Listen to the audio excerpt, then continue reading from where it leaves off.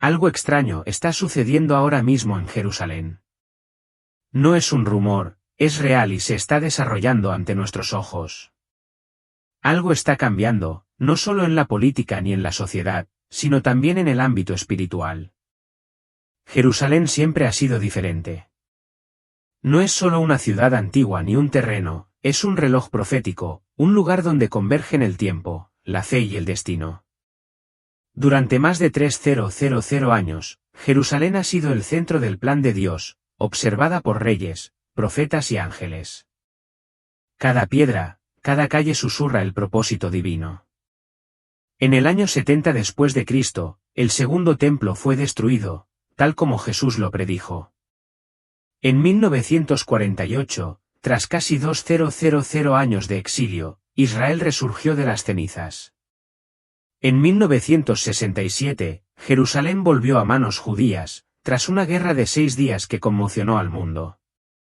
Estos no fueron solo hitos históricos, fueron señales proféticas, indicadores divinos que marcaban nuestra proximidad a la hora final. Pero ahora algo nuevo se agita, sucesos inusuales, rituales antiguos que reviven, señales misteriosas que aparecen en los lugares más sagrados. Y la gente empieza a preguntarse, ¿es esto una señal de Dios? ¿Será que lo que está sucediendo ahora mismo en Jerusalén no es solo un capítulo más, sino el comienzo del acto final? Si tu espíritu se conmueve, si percibes un cambio divino, no estás solo. Acompáñanos a descubrir lo que realmente está sucediendo en esta ciudad sagrada. Si también sientes curiosidad, si tu corazón anhela comprender el destino de una ciudad elegida por Dios, deja un comentario. Busquemos juntos, porque la cuenta regresiva para la última semana podría ya estar en marcha. ¿Recuerdan aquel momento en el Monte de los Olivos? Cuando Jesús se sentó con sus discípulos, pocos días antes de su crucifixión, se acercaron y le hicieron la pregunta que aún resuena en el tiempo: dinos, ¿cuándo serán estas cosas, y qué señal habrá de tu venida y del fin del mundo? Mateo 24, 3.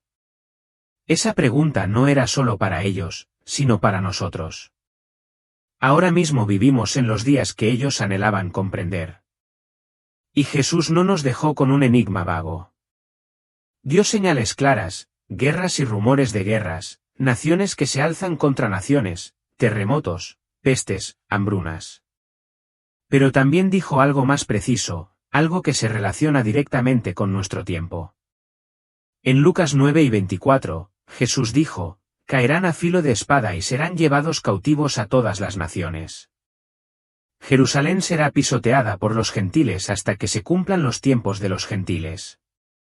Durante casi 2000 años, Jerusalén estuvo gobernada por potencias gentiles, romanos, bizantinos, musulmanes, cruzados, otomanos y británicos. Pero en junio de 1967, durante la Guerra de los 6 días, ocurrió algo extraordinario. Por primera vez desde el año 70 después de Cristo, Jerusalén volvió completamente a manos judías, no parcialmente, sino completamente. Ese momento no fue solo una victoria militar, fue un hito profético. Jesús había predicho que Jerusalén permanecería bajo control gentil hasta que el tiempo profético cambiara. Y en 1967 así fue. Ese momento marcó el principio del fin de lo que las Escrituras llaman los tiempos de los gentiles.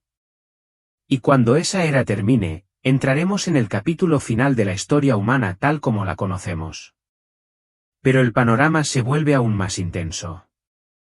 Cientos de años antes de Cristo, el profeta Daniel recibió una cronología profética detallada, 70 semanas, o 70 conjuntos de 7 años, reservadas para el pueblo judío y la ciudad de Jerusalén. 69 de esas semanas ya se han cumplido con asombrosa precisión, culminando precisamente en la crucifixión de Jesucristo. Las matemáticas no mienten. La profecía fue exacta, pero falta una semana, un último conjunto de 7 años, un tiempo de sacudidas globales, engaños, trastornos y juicio divino. Lo que muchos llaman la Gran Tribulación. Y todo lo que sucede hoy en Jerusalén, las señales extrañas, los preparativos para el tercer templo, la alineación de las naciones, apunta a que la semana 70 de Daniel ya ha comenzado. Sí, el tercer templo será reconstruido. Y ahora mismo 3 señales proféticas convergen, no esporádicamente, no de forma eventual, sino simultáneamente, por primera vez en la historia de la humanidad. No son presagios abstractos, son señales precisas, mensurables y profundamente arraigadas en la palabra de Dios. Al comprender la profundidad y la coherencia de estas señales, resulta imposible ignorarlas. Vivimos en la época profética más extraordinaria de la historia humana. Día a día nos adentramos más en lo que la Biblia llama los últimos días. El templo de Dios en Jerusalén no es solo simbólico. Tiene una enorme importancia tanto en la historia bíblica como en la profecía del fin de los tiempos. Tras la destrucción del segundo templo en el año 70 después de Cristo, la gente se preguntaba, ¿será reconstruido alguna vez? Las Escrituras sugieren que debe ser así. En Daniel 12, 1 se da a entender que los sacrificios se reanudarán y luego se detendrán en los últimos días. Pero hay algo profundo, incluso en la época de Esdras, los sacrificios se reanudaron antes de la reconstrucción del segundo templo. Esto significa que no se requiere un templo completo para que el altar funcione. Aún así, Ezequiel 40-48 describe un templo futuro, uno mucho más allá de lo que existía antes. Esa visión se dio después de la destrucción del primer templo y antes de la construcción del segundo. Pero el segundo templo nunca cumplió con las especificaciones que Ezequiel describió. Ese templo aún espera su cumplimiento. Algunos eruditos creen que este será un templo establecido durante el reinado milenario de Cristo, una estructura divina, no una construida por manos humanas en la era actual. Sin embargo, lo que vemos ahora es un intenso deseo creciente en Israel de restaurar el templo y restablecer el culto antiguo. Cuando Dios diga que ha llegado el momento, cuando las causas se hayan resuelto y los exiliados hayan regresado a su tierra, entonces se allanará el camino para la construcción. Y cuando ese templo vuelva a levantarse, atraerá no solo a los judíos, sino al mundo entero, a Jerusalén, y desencadenará un despertar, un magnetismo espiritual sin precedentes. La era mesiánica no solo transformará la política, transformará la percepción misma. Lo imposible se volverá inevitable. Entonces, la conexión se hace evidente. La construcción del templo es tanto un símbolo como una señal. Es la chispa espiritual para la reunificación del pueblo judío. Prepara el terreno para la transformación mundial. Pero también sienta las bases para lo que está por venir. La Biblia nos dice que algunos eventos del fin de los tiempos deben ocurrir en un templo en Jerusalén. 2 Tesalonicenses 2, 4 habla del anticristo, se opondrá y se exaltará contra todo lo que se llama Dios o es objeto de culto, de modo que se erige en el templo de Dios, haciéndose pasar por Dios. Eso no puede suceder sin un templo. Y aunque hoy parezca políticamente impensable, ya que la cúpula de la roca se encuentra en el lugar sagrado, la Biblia indica que durante la tribulación esta construcción imposible se llevará a cabo y estará protegida por el anticristo. Cuando vean la construcción del templo, sepan que no solo estamos cerca, sino en la recta final. El anticristo se levantará, la tribulación se desatará y el rey regresará. Así que si observas Jerusalén, no mires con ojos comunes. Mira con visión profética. Pide discernimiento. Mantente despierto porque la cuenta regresiva ya ha comenzado. La iglesia ya habrá sido arrebatada y la primera mitad de la tribulación habrá pasado, pero aún habrá tiempo para que la gente venga a Cristo para salvación. Luego viene la llegada de las vacas rojas. Lo que vamos a compartir con ustedes es tan específico, tan innegablemente alineado con la profecía antigua, que una vez que lo escuchen podrán comenzar a comprender que vivimos en tiempos verdaderamente extraordinarios. Durante casi 2 décadas, una profecía del Antiguo Testamento parecía no solo improbable, sino completamente imposible de cumplir. Permaneció como una visión olvidada, suspendida en las sombras de la historia, hasta que algo milagroso ocurrió en marzo de 2022. Ese mes, 5 novillas rojas fueron trasladadas en avión desde Texas a Israel.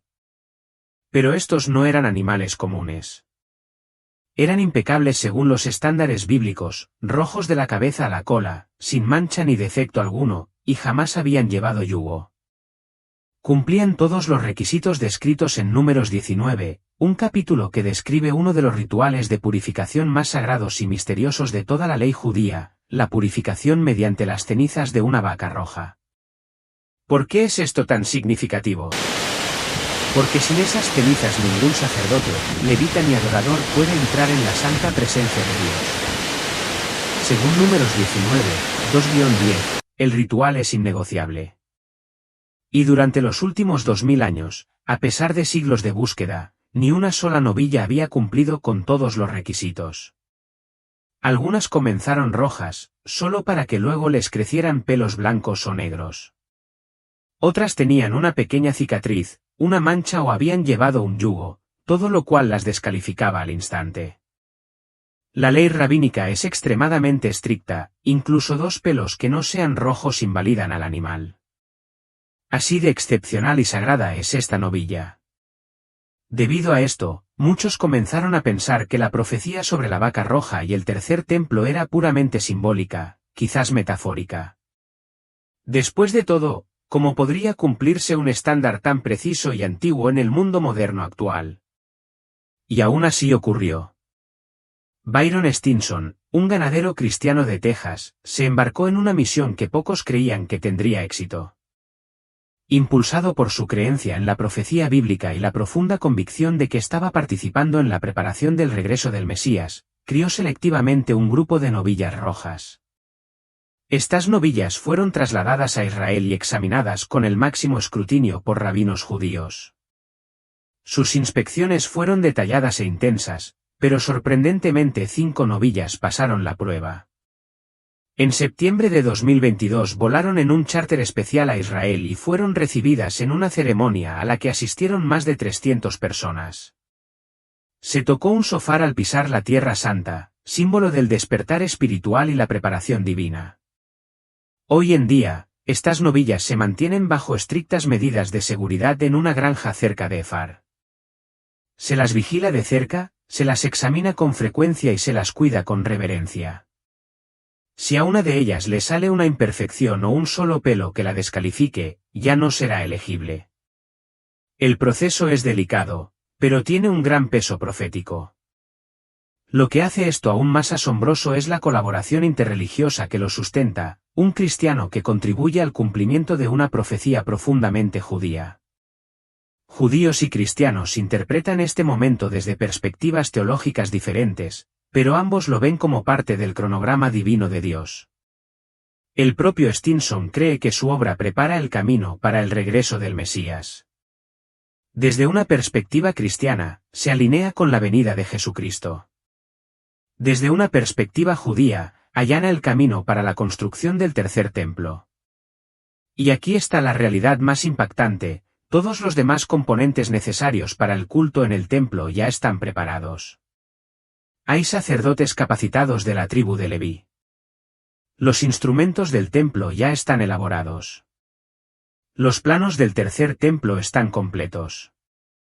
Incluso el Sanedrín, el antiguo consejo judío, ha sido parcialmente restaurado. Ahora, con la llegada de estas vacas rojas, el elemento final, las cenizas para la purificación, posiblemente esté al alcance. Y esto nos lleva a una pregunta escalofriante y profética que desencadenará la construcción del tercer templo. Todas las piezas físicas están en su lugar, pero el impulso político y religioso no. La historia nos muestra que los grandes cumplimientos proféticos suelen suceder tras grandes crisis globales. ¿Podría un acontecimiento mundial inesperado o un conflicto centrado en Jerusalén generar la urgencia necesaria para comenzar la construcción? Según la tradición judía, desde la época de Moisés solo ha habido 9 novillas rojas que cumplieran con todos los requisitos bíblicos. El Talmud afirma que la 10ª será preparada y sacrificada por el propio Mesías. De ser cierto, y si una de estas 5 novillas permanece impecable, podríamos estar ante un momento que se conecta directamente con la venida del Mesías. Esto no es una especulación descabellada, es la realidad que se despliega ante nuestros ojos. Un recordatorio de que la palabra de Dios no regresa vacía. Lo que Él ha dicho se cumplirá a su tiempo y a su manera. Observen las naciones que rodean a Israel. Los conflictos, las alianzas, las crecientes tensiones no son solo geopolíticas, son proféticas, son el cumplimiento de las escrituras escritas hace miles de años que apuntan a una verdad innegable. Jesús viene pronto. El profeta Zacarías, siglos antes de Cristo, escribió estas conmovedoras palabras en Zacarías 12, 2-3. He aquí, yo haré de Jerusalén una copa que hará temblar a todas las naciones de alrededor. Y en aquel día haré de Jerusalén una piedra pesada para todos los pueblos. Todo el que la alce será despedazado. Aunque todas las naciones de la tierra se unan contra ella. Piensen en eso. Esta profecía nos dice que Jerusalén se convertirá en el problema central del mundo, una carga demasiado pesada. Las naciones intentarán controlarla, dividirla, negociar la paz, pero todo intento será contraproducente. Finalmente, todas las naciones se opondrán a Israel. Y hoy, miren a su alrededor, Jerusalén está constantemente en el punto de mira de la diplomacia internacional. En las Naciones Unidas se han aprobado más resoluciones contra Israel que contra cualquier otro país del mundo, y por un amplio margen. El mundo está obsesionado con esta pequeña franja de tierra. Quieren dividir Jerusalén, internacionalizarla, resolver el supuesto conflicto, pero cada vez que se ejerce presión parece que se desata el caos. Tal como predijo Zacarías, quienes intentan mover esa piedra resultan heridos. Ahora consideren esto: Estados Unidos, la Unión Europea, Rusia, las Naciones Unidas, todos han intentado negociar la paz en Oriente Medio y todos han fracasado. Estas no son simplemente negociaciones fallidas, son el cumplimiento de una profecía. Pero las señales no terminan ahí. En Ezequiel 38 se nos advierte de una guerra inminente, una gran invasión de Israel en los últimos días. El capítulo describe a Gog, considerado Rusia, liderando una coalición de naciones que incluía a Persia, la actual Irán, y otras del Medio Oriente y el norte de África. ¿Y qué vemos hoy? Las tensiones globales reflejan exactamente lo que describen las escrituras. Mientras tanto, en Europa se está produciendo un acontecimiento notable. El profeta Daniel, en el capítulo 2, describió 4 grandes imperios y luego uno último, en parte fuerte y en parte frágil. Muchos estudiosos creen que esto se refiere a una confederación europea moderna. ¿Les suena familiar? La Unión Europea encaja casi a la perfección con esa imagen, unida política y económicamente, pero fracturada por dentro, fuerte en finanzas y diplomacia, pero débil en unidad. Como dijo Daniel, mitad hierro, mitad barro. Y en Oriente, Apocalipsis 16, 1-2-1-6 habla de reyes de Oriente que marchan hacia Occidente para la batalla final. Hoy naciones como China, India y otras potencias asiáticas están expandiendo rápidamente su influencia militar y económica.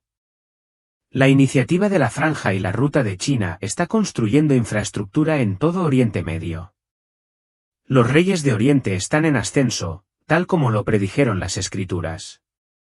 El mapa global se está alineando proféticamente: Rusia y sus aliados en el norte, Europa en el oeste, las naciones árabes e islámicas rodeando a Israel, y China ascendiendo en el este. Cada dirección conduce a una única y aleccionadora conclusión: nos acercamos al momento y la pregunta ya no es si, sino cuándo. Apocalipsis 4:1 declara que las naciones no se unirán contra Israel por casualidad ni por estrategia política. No serán arrastradas al conflicto por mero interés humano, sino influenciadas por fuerzas espirituales que escapan a su comprensión. El versículo lo deja claro: son espíritus de demonios que realizan señales y salen a reunir a los reyes de la tierra para la batalla en el gran día del Dios Todopoderoso. Joel 3:2 confirma esta verdad: también reuniré a todas las naciones y las haré descender al valle de Josafat, y allí entraré en juicio con ellas por causa de mi pueblo, mi heredad, Israel. Dios mismo permitirá esta reunión, no porque se deleite en la destrucción, sino porque las naciones han rechazado su salvación y han oprimido a su pueblo escogido. El juicio será definitivo, decisivo y justo. Así que cuando vean titulares sobre Israel, Jerusalén, Irán, Rusia o las Naciones Unidas, comprendan que no se trata de meros acontecimientos políticos. Son piezas proféticas que encajan en perfecto orden divino. Los tambores de guerra suenan con más fuerza, las alianzas se estrechan, la cuenta regresiva para el regreso de Cristo se acelera. Jesús regresará a Jerusalén y esta vez su venida no será oculta ni espiritualizada, será repentina, visible y para muchos inesperada. Uno puede leer en 1 Tesalonicenses 4 que los que creemos seremos arrebatados para encontrarnos con el Señor en el aire, y ya sea en ese momento o algún tiempo después, Jesús regresará montado en un caballo blanco, como se describe en Apocalipsis. La primera vez que entró en Jerusalén lo hizo en un burro, aunque muchos esperaban un rey guerrero, cumpliendo la profecía de Zacarías 9:9. Alégrate mucho, hija de Sión, da voces de júbilo, hija de Jerusalén, mira que tu rey viene a ti, justo y victorioso, humilde y montado en un asno, en un pollino, hijo de animal de carga. Al entrar en un burro, Jesús proclamó en silencio que era el Mesías, el príncipe de paz. El burro simbolizaba la paz, mientras que un caballo simboliza la guerra y la victoria. Al agitar ramas de palma a su paso, el pueblo celebraba a un rey triunfante, sin comprender que él había venido para ofrecer la paz del corazón, no la conquista política. Hoy muchos forjan un Jesús a su imagen y semejanza, un Cristo sin convicciones, un pacificador que acepta todo menos la obediencia a la verdad bíblica. Pero la misma Escritura advierte que en el fin de los tiempos nacerá un anticristo, un Cristo falso, una figura mesiánica prometedora, adorada por un mundo impío, que ofrecerá paz temporal para luego esclavizar a la humanidad. Cuidado con crear un ídolo a partir de nuestras emociones. Un Dios de pura misericordia sin justicia, de todo amor sin santidad, que promete el cielo a todos y el infierno a nadie, es tan falso como un ídolo de madera o piedra. El Dios de la Biblia es justo y misericordioso, no hay otro. Así como Jesús entró en Jerusalén en un burro para proclamar la paz, volverá en un caballo blanco para reclamar lo que le corresponde por derecho, aplastando al anticristo y estableciendo su trono en la Nueva Jerusalén. Por tanto, manténganse atentos a los acontecimientos que se desarrollan en Jerusalén, nuestra salvación está segura en Él, el único Dios verdadero. ¿Cuán cerca estamos de ese momento tan esperado? El regreso de Jesucristo. A decir verdad, nadie sabe el día ni la hora exactos. Jesús mismo dijo en Mateo 12:36, pero en cuanto al día y la hora, nadie lo sabe, ni siquiera los ángeles en el cielo, ni el Hijo, sino solo el Padre. Pero no nos dejó ciegos. En ese mismo capítulo, Jesús instruyó a sus discípulos a estar atentos a las señales, a prestar atención a los dolores de parto, esos temblores cada vez más intensos en la naturaleza, en la sociedad y en el espíritu humano, que indican que su regreso está cerca. Al igual que los dolores de parto antes del nacimiento, los síntomas se harán más frecuentes y más intensos. Y ahora, consideremos lo que estamos presenciando, sonidos extraños en los cielos, ruidos como de trompetas que la ciencia no puede explicar, terremotos en lugares considerados estables durante mucho tiempo, misteriosos descubrimientos arqueológicos que apuntan a verdades antiguas, confusión espiritual, colapso moral, profunda división global. Y una urgencia abrumadora que surge en los corazones de los creyentes de todo el mundo. Jesús dijo en Lucas 9:28, cuando estas cosas comiencen a suceder, levántense y levanten la cabeza, porque su redención está cerca. No cuando terminen, no cuando sea demasiado tarde, sino cuando comiencen, y ya han comenzado. Eso es lo que hace que este momento sea tan crucial. No se nos promete un mañana, no se nos garantiza otra oportunidad para resolverlo todo, pero se nos da este momento ahora mismo para despertar, para volver a Dios, para preparar nuestros corazones. El regreso de Cristo no es solo un acontecimiento dramático en una cronología profética, es el cumplimiento de una promesa divina. Es el momento en que la tristeza da paso a la alegría, cuando la oscuridad se disipa ante la luz eterna, cuando toda rodilla se dobla y toda lengua confiesa que Jesucristo es el Señor. Prepárate. ¿Él viene? Entonces, ¿cuán cerca estamos? Solo Dios sabe el momento exacto.